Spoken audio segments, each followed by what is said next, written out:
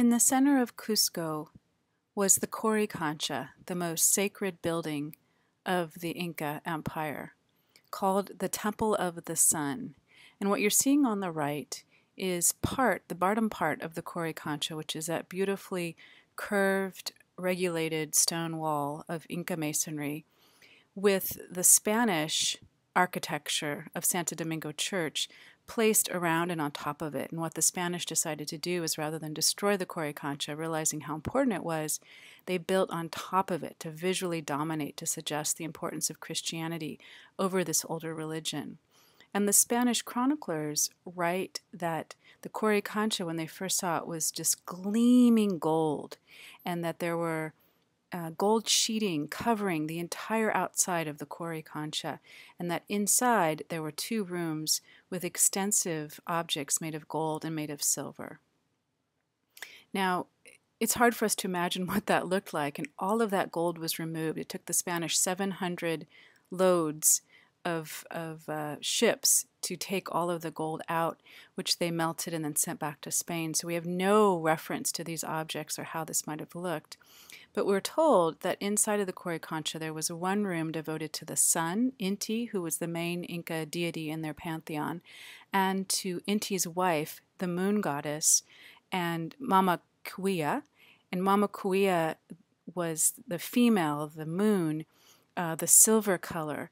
And silver was said by the Inca to be the tears of the moon, and gold the sweat of the sun. So rather than sacrificing, as we saw with the Aztecs, where blood sacrifice was so necessary, for the Inca, we find that honoring the celestial beings, honoring the natural environment by making objects was extremely important. Now, they did sacrifice llamas. We know that they also burned textiles in honor of their gods. But here we find that they were making objects to vilify, to sort of pay homage to their deities. In the room of the sun and the room of the moon, we find a whole host of objects that were described as exact replicas of natural things we find in nature. So we have trees represented and rock formations and so on. They were almost like mini gardens created entirely out of these precious materials. And then there was a natural spring that ran from the main plaza in Cusco through the temple itself.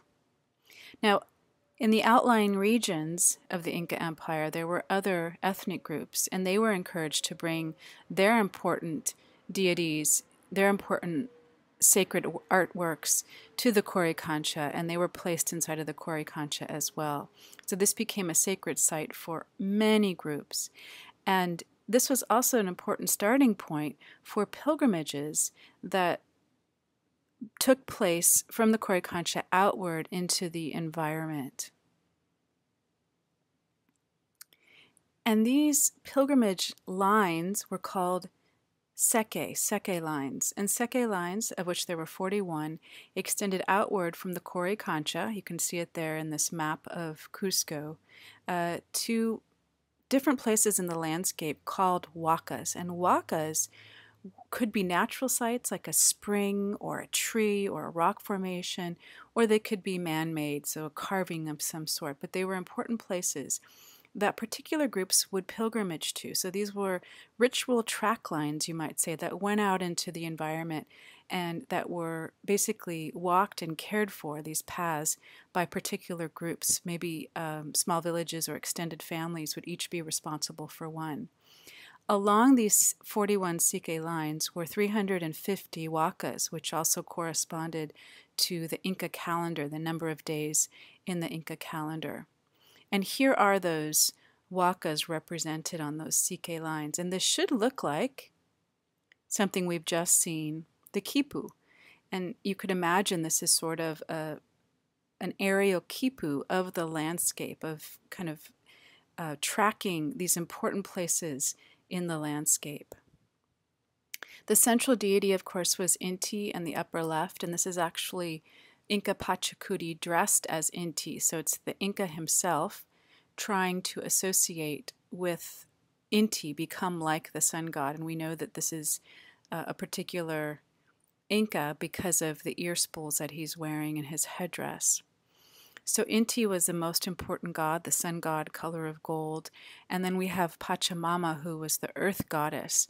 Now, we really don't have many representations of these figures. Again, most everything that was found was melted down, but these few things remained and were found in archaeological digs.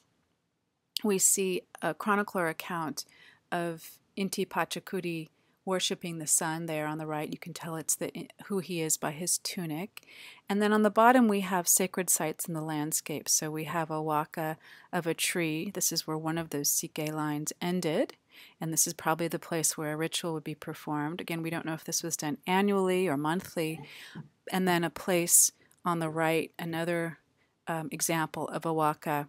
This is actually in Machu Picchu, a sacred site where the carvers have created these interesting